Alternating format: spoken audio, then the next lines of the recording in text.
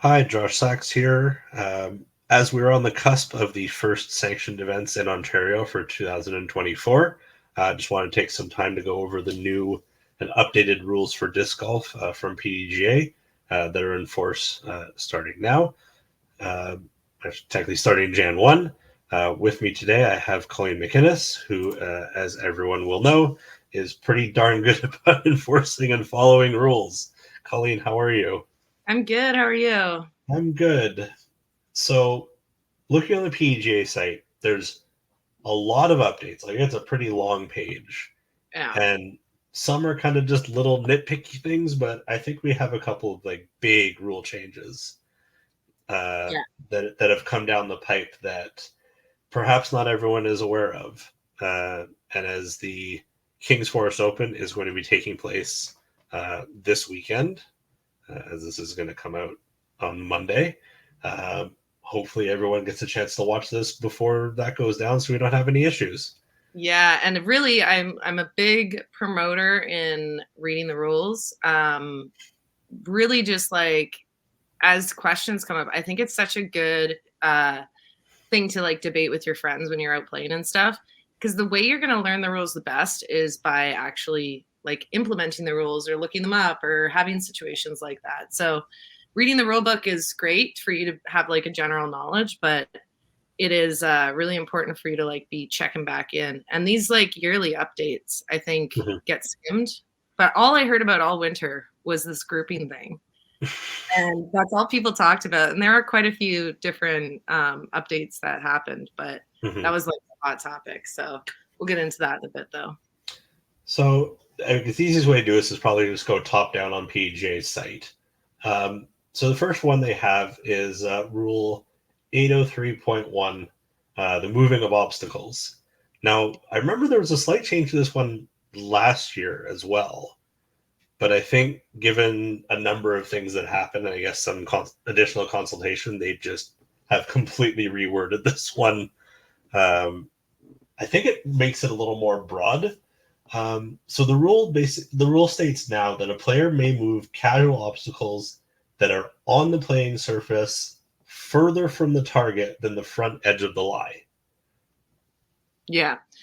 I think the longer you play, the harder it is to understand what's going on with rules now. But it is helpful sometimes to know the history because this rule, like back a few years ago, it was like you can't move anything. It was like you could move some twigs where your foot was literally where your foot was. Um, and then now they've changed it where because the reason why I think they've changed this is because of the space where you're allowed to have your stance has Mhm. grown. It's gone to that like piece of paper thing. And so now they had to like deal with things like, well, there's a log in the way, not just like a stick, but I can't move this giant tree that's fallen. So what do I do if I can't put my foot there? And I think that like helps for players to be have it more broad to be able to discuss it on like a point by point basis. So when you're out there and this kind of thing happens, it's really up to your card, and a card could interpret it completely different than another card, and that's your card's decision. It doesn't really matter what other people would have done, Mhm. unless you guys can't come to a decision, and then it does go to the TD, right? But I think that there's possibilities. I mean, there's always possibilities for people to take advantage of rules, but the main one for you to think about with this one is just that, like, if it's impossible for your foot to safely be there, then it probably shouldn't be there. Is probably the best way to think about it. Now, this is like you can't in this situation change your lie, um, but it could change your lie. Like I said, if there's a log there, you could be a whole foot back now. Mhm. So, and I think that like having rules where it's like you can go back a little bit to be safe with your ankle, so you don't break your ankle or something. Um, it helps for people's longevity of the sport, not doing stupid things that could get them hurt. And that's like really what the PDGA is going for with these kind of things because they want it to be more open so that when weird situations come up, it's not like, you know, you're not allowed to do that because this specific word or the way they worded it. So Mhm. a good rule. What do you think about being able to move where your foot is? Like, because So, in here it says that they crossed out the where you may take a stance. So the way I understood it last year, and perhaps that wasn't quite the right take, is it was updated last year basically so you could establish a proper stance. Like, Yeah. so you could, so that both feet, not just whatever was going to be like, whichever one was going to be right behind your lie, but also like your supporting foot would also be free of like sticks, twigs, rocks, whatever that might have impeded your stance. The way I understand it now is saying that you can take away casual obstacles from the playing surface that are further from the target. It's like it's basically allowing a run up. Yeah. Yeah, that's true. Like it's giving you that opportunity. And I mean, sure to a point, but like if you're in the trees, you're in the trees. Like yeah. But I think also this is like where it comes into play about like we don't play on pro tour courses, so we don't have a team going out there and a lot of tournaments do a lot of work before their tournament, but you don't have someone picking up every stick out there. And there would be situations where, and this like legit, this is how it was back then. You could not move a stick that was in your run up because it wasn't in your stance. And so people were like trying, like I was saying about safety, people were trying to step over something, whether it was a stick, a pine cone, literally just debris on the ground that really shouldn't really be there if it was like, world-class course. And it was risking injuries. People were saying like, it's unfair that I have to risk myself because I can't move something that's like farther back. So you're right. It does open up like, now I can move that stick and I do have a full run up and I don't have to be penalized. And like you said, if you're in a forest, that could really be the difference of you having a pitch out or an actual throw. If you're in a forest, you're probably not doing a full throw. Well, yes. But like, I wonder what it means for a course like P15 or even Albion Hills, where the designers have like log piles that they've cleared off the fairways that are now like just off to the side of the fairway. Like if you land in that, does that mean I get to like clear out the entire log pile so I can establish my stance in there? Yeah. Or does it come down to the TD just making a rule saying if that's where the disc is, like your stance is behind it, period, end of story? Like it's what is casual and what becomes a feature of the course? Because like at Project 15, I would say there's so many of those piles that they are in some cases features of the hole because he's piled them up in ways that frame the hole. And same with Winter Farms, they do that as well. It becomes an issue of like, as a player, knowing the rules, knowing all this stuff, going for a practice round, all those things benefit you and being prepared. But being prepared in this sense, like if there's an issue and I keep going near a wood log, I might ask Abe before the tournament, like, hey, are we allowed to move the piles of logs or is that casual relief? And it's up to the TDs as well, like just as much the players to know their course really well and have that, have like a really, really good OB, like all the like layout, everything that you might have in their details, to have that in there and say like, when we have courses that have a lot of poison ivy, we say the poison ivy is casual relief because we don't, you don't want to be injured. If you have a bee's nest, they might, especially the ones on the ground, you might have like flags pointing off that that's casual relief. TDs go through all that effort to do that for risky situations that are life-threatening or whatever. But in situations like logs, it's kind of up to the players to be able to know the course that they're going to play and ask those questions. Particularly a good responsibility on local players to bring that up during a players meeting if they know it might be an issue. Because you can say as much as you want, well, I play here locally and we don't do that.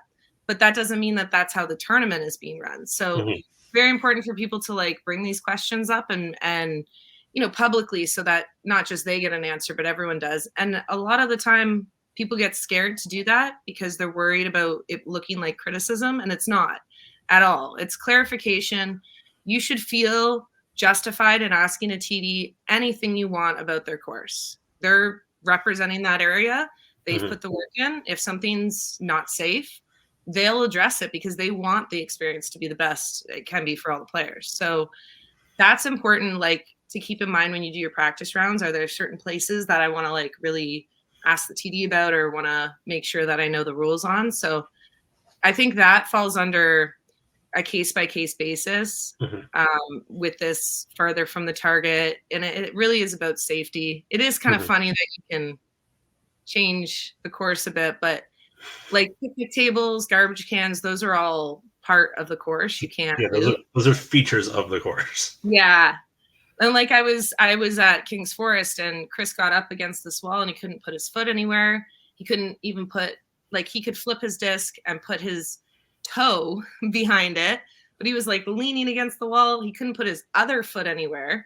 So in situations like that, it's either he takes an illegal stance and everyone looks the other way because they know he can't do anything else, or he goes behind the building and throws from there and uses this relief back area. But like, it's just about safety. It's if you think about it when you are playing, just think about it as what's the safest way. For sure. Yeah. So scorekeeping was the next one. Yeah. And boy, is that a fun one. A topic of much debate recently about, I think more so on the enforcement side versus anything else. But whereas it's changed from the person who's listed first becomes is primarily responsible for scorekeeping, which I mean, I guess it's fair because generally that's it. At least for the first round, it's random, and beyond that, it's because you did well. You're listed first. Now it's each player needing to keep an independent scorecard for each hole for each player of the group. So how do you feel about this? Do you love this or do you hate this? I, for the most part, was doing the scores anyways. In fairness to me, it was so I don't forget my phone on a hole. It just doesn't fall out of my bag and like I lost it. It's like, no, if I have to be on my phone after every hole, I know I can't possibly lose my phone on the course somewhere. Yeah. Which is fine, whatever. But at the same time, I look at it like for you and Chris to go across to the States or Chantel or whatever, like unless you're sitting there with two phones and an American SIM card and whatever else, like, which can add up to a lot of expense, it would be hard for any of you guys to do the scorekeeping in the States because you're now paying out of pocket for data and all that stuff, which isn't really fair to you. Yeah. So now that, I mean, TDs have often had paper scorecards available.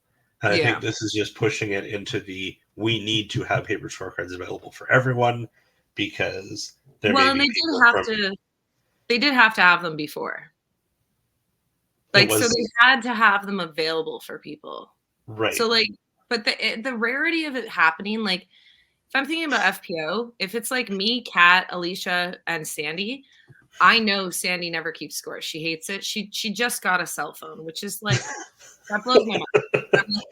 Okay. But she would never keep score because we knew she didn't have a phone, and we're not going to make her do a paper scorecard, especially like the possibility of rain or anything like that. So we always just two people on the card would do it, and it's like no big deal. But now it comes, like, you're right. It was always, necessary to have them, but now it's like mandatory because now people like that, they have to have it available. It's just a tiny bit more work on the TDs because, we don't have scorecards a lot. People aren't making them anymore. To print off scorecards for people is like an extra step in the TDs process, which is annoying. But I think it's a good rule overall because, having everyone keep score keeps everybody more focused on what's going on in the game. And I very much detest people who wear headphones in like, not that they can't wear headphones, but that they don't interact with anyone. And then they're wearing their headphones, playing the whole entire round. You've said like 5 words to them. It's all been about like, oh, you're up or who's away or whatever. That's all you get from them. And then the round's over and they leave. And you're like, cool, I did not enjoy playing with you. It's nothing to do with who you are as a person. It's just like, I understand some people come to disc golf to be competitive athletes. Like, I want to, you know, show my athletic prowess and how far I can throw and all that. And they're very focused on achieving their goals and doing their things. But I would argue that you have a weaker mental constitution if you're sitting there with headphones in, if you're not talking to people.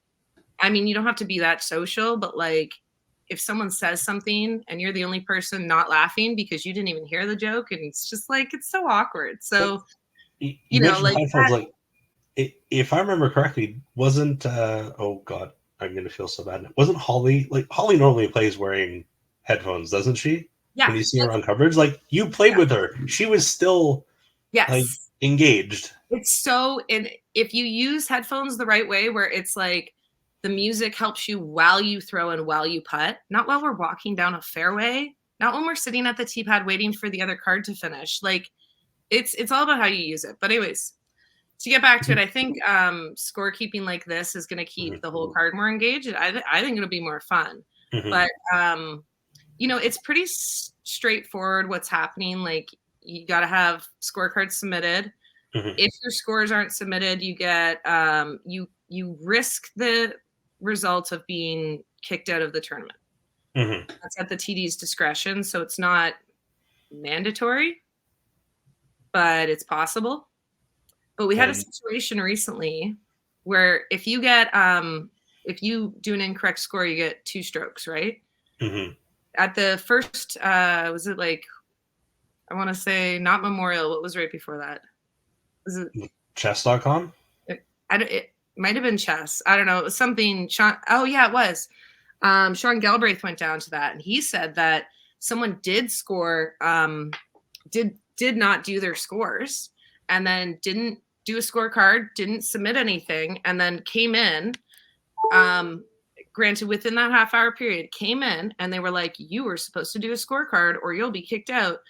And they were like, "Oh, okay." So they went and took someone else's, wrote down all the scores, and handed that in, and they got a 2-stroke penalty. Mm-hmm.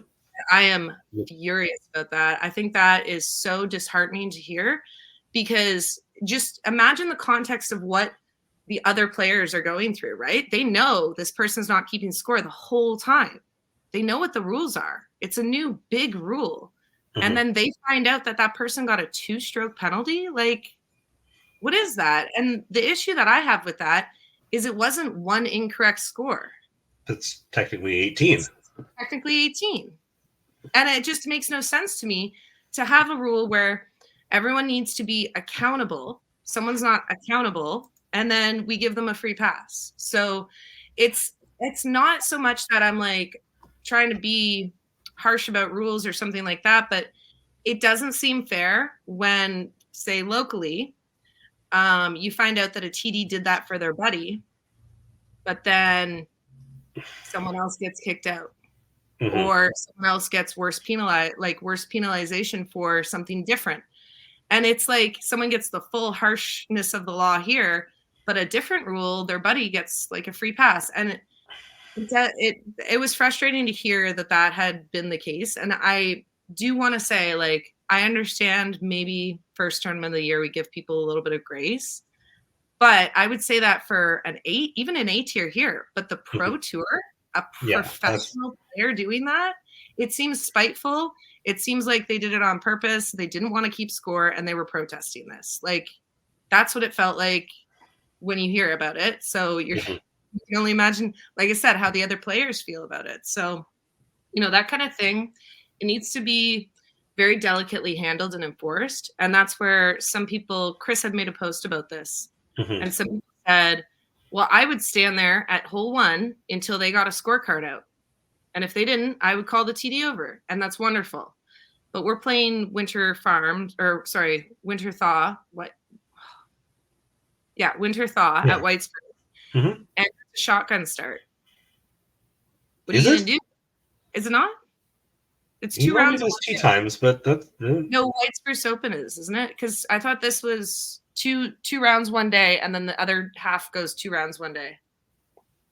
Right, but he was doing it like just looping tee times. Oh, he's done before. Well, I don't know. Either way, if you get a tournament that does a shotgun start and you're on hole 9, which is typically the farthest away, but like could, whatever hole, and you're Yeah. farthest away, you're sitting there calling a TD trying to get an answer on this. Like, that's not your responsibility as a player. Who's If hopefully not I getting saw someone 71 not, other phone calls. yeah, and if I saw someone not keeping score, I would inform them of the rule. I'd even show them the rule.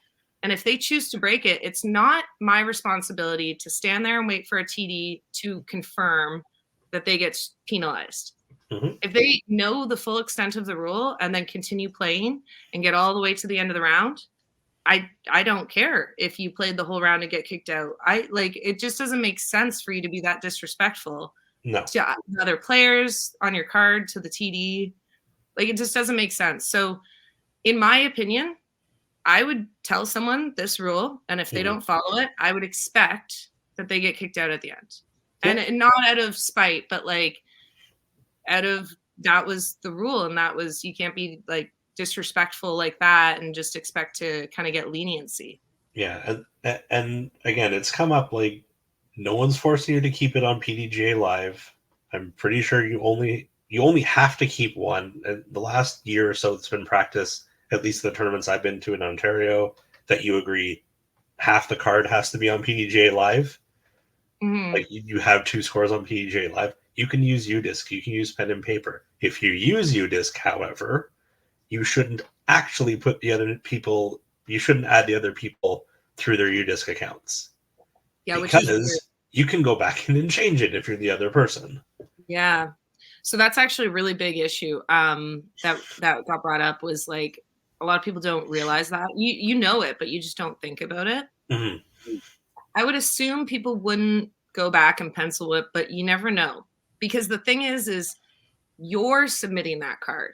Mm-hmm. So if they go back and change something, you get penalized, which is Right. the issue. Not about them cheating their score, but about them sabotaging you, Mm-hmm. I guess.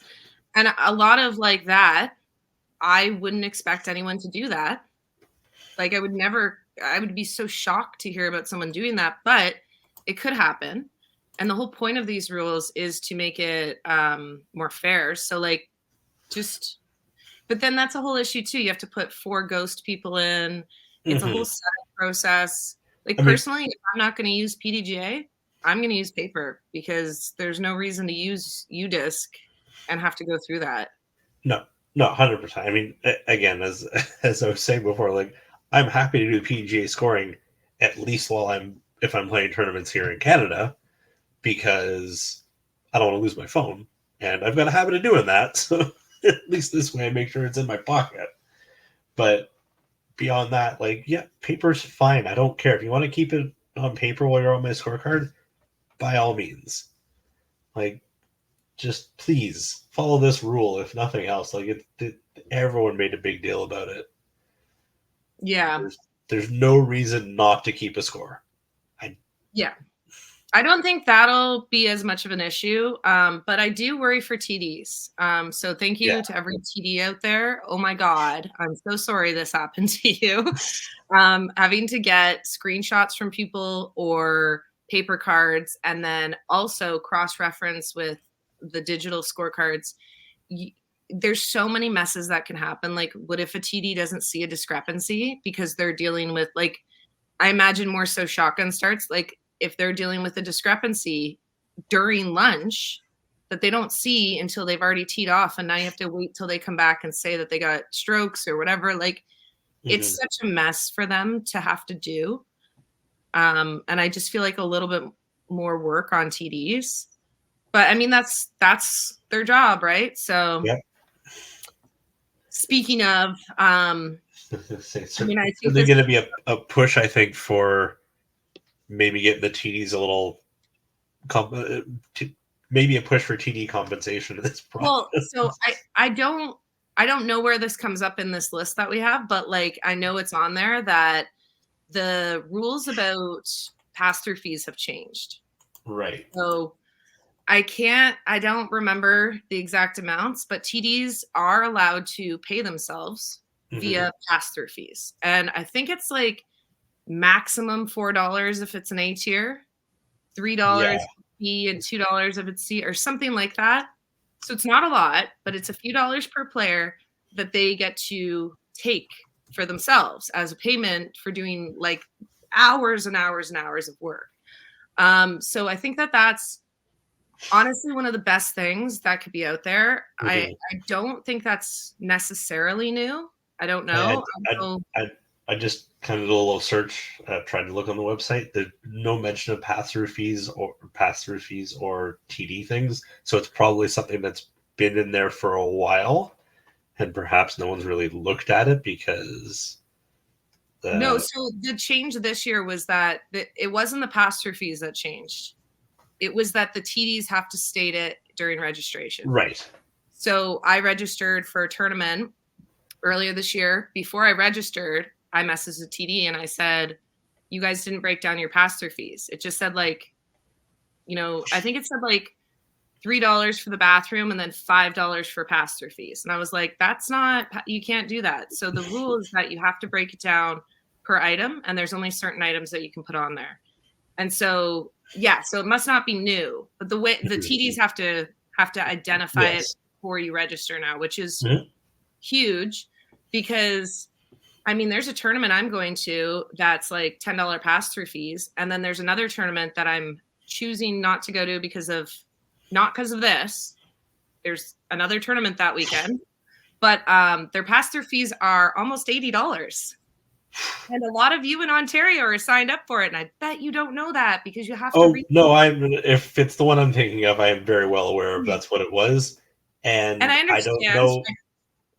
No hate on them. That's what they have to deal with the courses that they're doing and whatever stuff that they're doing to make this a huge event. But $80 is a lot of money to take out of pro purses that like 5 years ago, they were like, you're not allowed to touch the pro money. And now it's like, you're taking $80 out of our money. And it's not that we don't appreciate the things they have to pay for. It's there comes into question when you're paying $20 a day for pass-through fees on a tournament at a course that has $5 pass-through fees normally. And the justification is that, well, we're renting out the course for the whole week. And there's a flex tournament midway through that week. So if I don't play the flex tournament, I'm paying the pass-through fees for those people to be able to play that day. So are they. We're double dipping on that. So feels a little weird when it's that high and the justification is pass-through fees and, to rent the course. If a TD wants to have the whole course to themselves for a whole week of banquet and benefit and all that, I just feel like you have to build that into your tournament, not build that into pass-through fees. Right. But, anyways, back to the TD should pay themselves. Yes. It's something that you should do in Ontario. We don't do. A lot of people in the past have said that they didn't like TDs doing that, but that's because they didn't like the lack of transparency. If you're transparent, you say you're taking $3 from me for TD, I'm totally fine with that because I do very much believe you should be paid, you should get benefit from running this event, but also it is a volunteer kind of situation. So we're not like making money like Ledgestone and stuff like that. So it is very much something that it's not new, but that whole identifying the pass-through fees in pre-registration and actually breaking it down to the actual course fee, bathroom fees. I think there's a fee for PDGA. There's a fee if you're doing a series. So say you're doing the O Cup series, the Ontario tournaments. You can put the fee on there for that. You can do the PDGA player fee. So like you can put all those on there so that you're not having to find that money in your tournament later when the PDGA sends you an email going, hey, you owe us, $50 for your tournament or like 80 Canadian. And you're like, oh crap. So, that's what it's there for. You should be utilizing pass-through fees and telling us ahead of time. For sure. Yeah. So, there's a lot of situations that are kind of more for the TD, but like we said, you're volunteering to do that job. If it's this much work, you should get that few dollars from each player. So, right. Then actually, just before we move off of scoring, just scrolling down regarding the, I guess, again, part of scoring is that the TD must provide, and this has been updated, a scorecard to each player in the group. They may be digital or physical, so long as they meet the requirements laid out in the scoring section of the competition manual. So so give them access to PDGA Live, print out physical scorecards, and have them available for every player that might be coming through, however many rounds they are playing that day. Yeah. And then reuse them for your tournament next year. Yes, you've already got them set up on your computer. Just print them out again. Yeah. A good point too that someone brought up was where to keep score. Like, do you? Oh, so yes. Someone said, "Oh, I like to do it right at the end of the hole, right at the basket, so that I don't forget what I got." No, do not get the get off the hole. Go to the next tee. Yeah, if you are thinking that because you're like, I forget my score, I don't care. Get off the hole, and that's a rule. You're not allowed. You're supposed to clear the hole once you're finished. It's a little further down. It's one of the pace of play rules. Actually, I think in updating this year it says something about like you do not keep score on the hole. Get the frick off the hole. Yeah, and I totally feel for you, especially if you're a new player and you're like, oh, I don't know if I got like 6 or 7. Like you're getting high numbers, so it's a lot to know. Andrea Michaud posted about her birdie beads. She got a pop-it bracelet. You know those pop the kids have, and you pop it down for every shot you do, and then you just pop them back up. It's fun. It's a toy, but there's so many ways to do it. So just keep track and leave. Even if you like get off the hole and still stand like off to the side and do it, that's. Yeah, but my personal preference, and I will guarantee you, most of the time, the way like 99% of the holes in the Pro Tour, they go to the next hole and put it in at the tee pad. 100%. And it's 100% because nobody, after they putt, wants to, oh, I got to wipe off my putters. And some people do that as they walk and then have to pull out their phone. And then 2 or 3 people have their phone out and you're waiting for that one person. Now I'm holding, we've all recorded the scores. We have to redo it again, or we have to wait the whole walk anyways for that person. So like, it doesn't make sense to rush it right when you finish. It makes way more sense to go to the tee pad and do it there. For sure. So if anyone's debating that, that's what I recommend. This is going to be a quick one here in regards to grouping and sectioning. Previously for C tiers, you could, the TD had the option or to randomly mix for the first round of a C tier, such as has been done in the past at the Brawny Classic. I know last year I played with people from 3 different divisions on that first day. That's gone. To the extent that it is possible, all cards should be 100% of the same division, unless you have numbers that don't allow for that, in which case you can have groups of maximum 2 divisions together. Yeah, and it's worthy to note that this is only applying to US and Canada. Because this is very true. Internationally they are still allowed to do that, and that's because in my personal, I'm not PDGA, but personally I think it's because we have such big groups out in Canada that we're not having as many situations as they are in other countries, like smaller countries that they maybe only have 20 people in the whole tournament. Like, you know, so I heard a lot of people after Brawny Classic say that they love that. So I'm sure there will be sad people. It's an excuse to have more I think it's an excuse to have more non-sanctioned kind of fun events during the season. If you want to do stuff like that. We don't have enough non-sanctioned stuff. Everything's sanctioned these days. Yeah, and it's like I was looking at the disc golf scene for Ontario. Like, there's 4 tournaments the last weekend of April. Yeah. Oh my gosh. We have GTA Cup that weekend, and on the 27th, there's 5. There's technically 4 that are on disc golf scene plus GTA Cup. No, there's 5 on disc golf scene because there's one on the Sunday as well. Oh, It okay, sorry. That's true. it's like it's really weird. We're having it was almost going to be 6 because Project 15 was going to be that weekend too, and then thank Right. God we told Gabe and he changed it because it would I, have I just sucked. I definitely appreciate the change being an accountant who's probably going to be busy that last weekend, Yeah. just making sure all my stuff gets filed before the end of the month. Um, but like, I'm going to P15 because I want to play that tournament, and I don't care if it's April 20th and 21st. Like, sorry, I get one maybe two chances a year to get out there and play that course. It's a Yeah, great course. I'm going.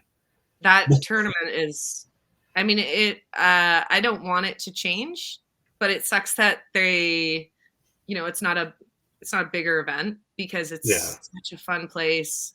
So too bad for everyone who didn't get in or can't play because their division's not there. Yeah. Sorry.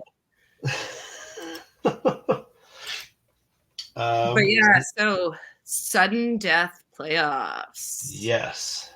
That happened last year. There were a few I can recall, Yeah. at least in It's Ontario. I funny. think. It's like it happens all the time, like playoffs for like people who are especially people who are in first and tied for first. It happens so much more than you think. Mhm. Like especially when you're like we played 3 rounds and we tied. Like it's Mhm. crazy. But it happens all the time. But I mean, one of the biggest things is, and I don't know if it's addressing it this year. Um, it's got to be set up beforehand. You have like the T's got to set up so that all the players know if there's a playoff, this is how the playoff's going to run. Yeah, so yet another responsibility on the TD as well. So this is what we're saying about like setting up your disc golf scene. When you or whatever you register with, when you set it up, um, it's it would be great if we had like a format for everything you have to include in there because it's Yeah. just a simple bullet list because it's so many things now. And so sudden death playoffs have to be announced prior to the start of the tournament what holes they'll be. Right. So like at nationals, we were already told before we even teed off for the first round that it was going to be set 16, 17, 18 over and over again. But the thing is like that has always been a rule that you have to Right. identify it before, and nobody does that. Like it's so rare to have TDs have the foresight to think, oh, there's going to be a Mhm. tie. And a lot of the time, like I don't know that it's ever been announced at White Spruce. I'm not saying Spencer has or hasn't, but Chris Brown tied Gigi a few years ago, and they went to hole 10, which is like, or I guess it's 11 now. Hole 11. 11. Yeah. And it's like, why are you not using one? You Hmm. know, like just but it makes so much sense for me because I play club there all the time. That is our tiebreaker hole at club. So like Right. locally, it makes total sense. You don't even have to tell the Brampton people to be like, yeah, 11 is our tiebreaker hole. And but for someone coming from out of town, they would never know that. They would never know that. So it has to be announced ahead of time. And it has to be announced, I think, I believe before the tournament starts, right? Yes. Just trying Prior to. to the start of the tournament. Yeah. Um, so basically, I mean, the update to the rule is basically identifying, I guess, different ways that it can be run. You can do it hole by hole. You can do it as a subset of the entire tournament of. Yeah, it was a set of 6 or fewer holes where you can play it off. So even if if you were to go back to nationals last year where you were tied with Raven, and the TD had announced that it would be you were going to replay 16, 17, 18, all 3 of them, then that's a different story than what you guys had, which was true sudden death, which is the second one of you made a mistake. That was it. Right. So you can have like it was to say aggregated playoff, or you can Yes. have a sudden death playoff. And it really doesn't make sense to do that. Like in my opinion, that's like a final 9 if you're doing that. Like it's Yeah. not even a playoff at that point because it would piss you off so much to beat them on the first hole and then lose the next 2 and have lost. Like Yeah. Especially if you knew which, because we're going to know which holes they are for the playoffs. So I'm going to go practice that first hole a bunch of times, because usually playoffs end in one hole. Yeah. So it'd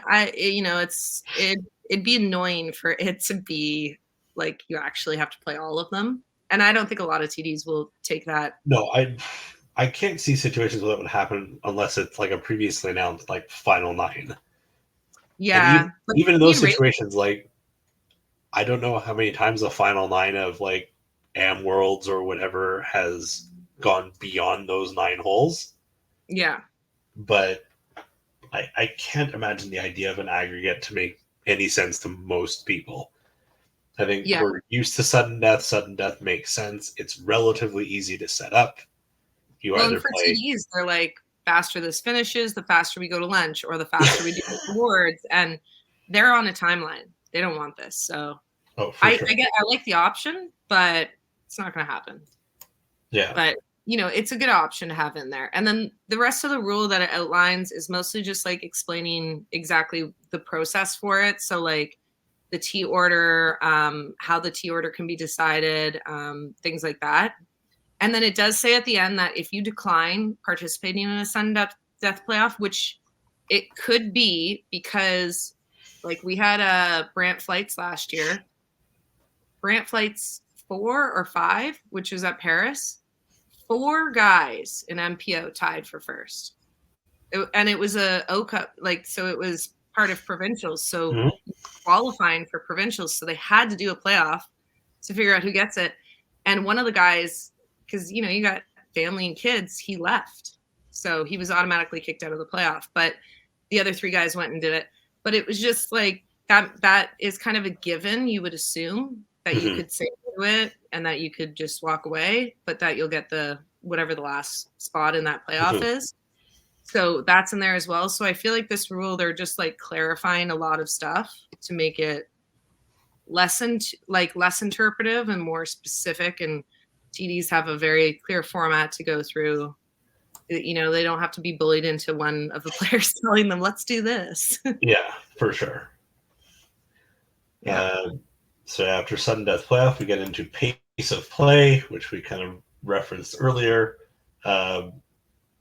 They've added some wording just really about, I guess, the definition of undue delay, which was written in, I think, last year. So the pace of play rule basically states that all competitors shall play without undue delay and make every effort to keep up to the group in front of them. So they're defining undue delay as delay in play other than permitted by a rule that affect the pace of play of the group behind them. So something like scoring on green versus going to the next hole to score is one of those things. It goes into further detail, especially about that in Part B. You're expected to move without delay from the completion of one hole to the tee of the next hole, so as not to affect the pace of play of the group behind you.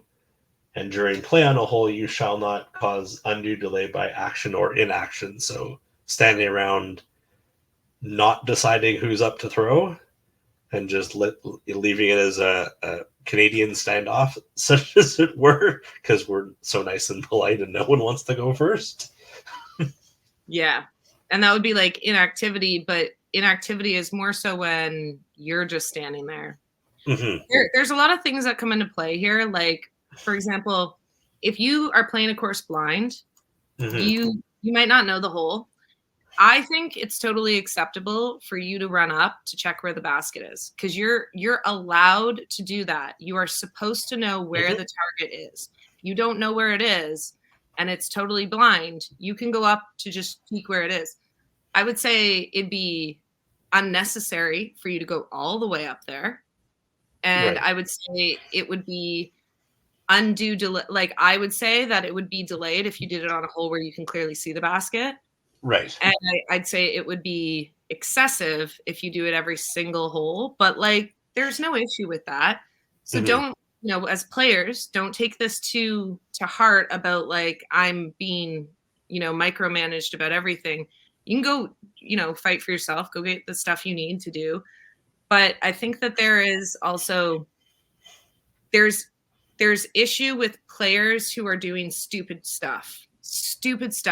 Like, don't get all the way up to your disc, wait for someone who's 10 feet behind you to throw, walk up to your disc, and then take your rangefinder out. I swear to God, I want to punch people in the face when they do this. You can do your rangefinder from where I'm throwing and then go minus 10 feet or minus 5 feet. Like, just, you don't need exact distances. Mhm. That, to me, that's undue. There's Right. no reason why you should be taking, and part of it is because your time doesn't start technically until you mark your disc. Yeah. So you can approach your disc. And then when you mark it, you're 30 seconds. And when you approach your disc, you do have a time limit there. It's like, I don't know, within a minute or 30 seconds, you have to get to your disc to throw within reason. But like, if you're standing there, range finding, talk to your caddy, debate discs, go back to your bag, debate discs. Okay, now I'm ready to throw. Oh, I need my birdie bag. And then you throw. It's like, if you do that every single time, I know you have a process, but it's just annoying. And it is, in my opinion, it's taking a lot of unnecessary time. So like, you're range finding at a good time, not during your throw. So when you've established your lie, is putting down your mini establishing your lie, or let's say you're in a bush, you have to like do some weird straddle around a tree or whatever else, and you're kind of in between deciding, do I go left, do I go right, can I get in from back here? Like, when have you established your lie? So I think that there is strategy to this, and you learn these things as you go up in the divisions and as you watch pros play. If I'm in a forest, like in a bush or in a forest, I'm gonna walk in there and look at my lie before I do any. Like, I'll probably walk out and get discs. Like, walk in, look at it, be like, okay, this or this, go out and get them, mark my disc, and then go to throw. So I think when you walk up in a bush or something, you're finding your disc, right? You're approaching it. It'd be like the approaching your lie. You've approached it, you found it, you've determined where your lie is. I think in my opinion, there's a grace period of, now I'm marking it, and now it's my 30 seconds. So I understand this is like, the only difference is like, if I go in and mark it and then come back out to get discs, technically my 30 seconds has started. Okay. Do you know what I mean? Like, yep. So it's all about the way you approach it. So I think anyone is going to give a little bit more leniency to someone who's in a shitty lie, where they're reaching out or doing something weird.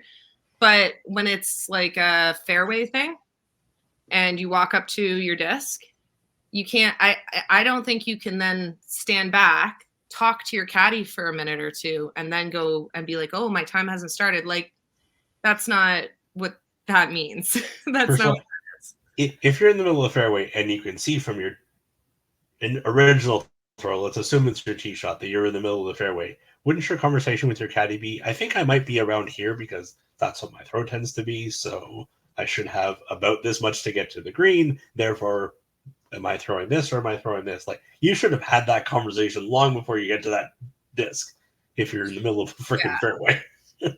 I would argue that, and this is such a mean thing to say, but get better at gauging what discs you use for what distances, so that you're not standing there going, is this a driver or is this a mid-range? And then debating, because like, what I'm thinking is, if you're debating between a driver and a mid-range, you haven't even picked your disc yet. You're still like a phase back. And then you have to be like, okay, this mid-range or this mid-range. And then you make the decision. It's like an extra step. So I understand, like, there's certain situations, certain distances that are very hard for you as a player to gauge, but that's where, like, field work, practicing the course, knowing your distances on the course. So if you're like, I always land here, I know I can't get there with a driver. So I'm going to throw maybe a distance driver, or it's here to here and with my driver every time I overshoot it. So I know I'm going to throw mid-range, right? Like, there's ways to be better at this. And I think Mhm. when people say, "Oh, well, I was just trying to, I'm debating, or I don't know," it's just a cop out. Yeah. Like you're just, Figure out what you're throwing. Throw the yeah, darn disc and get moving, yeah. please. I know there's some, and that's the thing. I could be totally fine with someone taking excessive time. I would look the other way if it was like once every few holes, like every 4 holes, they take excessive time. I'm like, yeah, that was a hard shot to figure out. But if it's every single throw on every single hole, that's just like, what are you doing? Maybe go do more practice rounds and don't come to a tournament until you're like ready to be confident, because it goes back to people saying that they don't want to use their phone for scorekeeping because they don't want to look at the scores. That tells a lot about your mental game. And Mhm. I understand, I'm not saying you have to get better at your mental game, but it is something to look at self-reflectively and be like, so why am I not looking at the scores? What am I worried about? What happens when I do look at the scores? Have you tried it? Did it go really badly? Did it go badly because of the scores, or because you were like in your head about it? So, those kind of things, instead of looking at it as this isn't fair, it's better to look at it as like, this is an opportunity for me to get a more structured mental game, a better understanding of like what my weaknesses are, and get a handle on like how to actually strategize so that you're not having those situations happen. Because like, honestly, how embarrassing for you to be like, I can't look at the scores at a pro tour event, to like, Chantel's not going to say that this weekend to No, Chris Guitar. Like, it's no, just but also, Chantal's got Chris to keep score and not say a damn word about what the not. leaderboard says. But that's the level that they're at. And don't you want to Right, aspire to be that way? Like, for just so sure. that it is a learning experience, all those people out there. But that's interesting too with scorekeeping. It used to be that you had to be an official in order to scorekeep, and Mhm. now Now it your can just caddy be. can,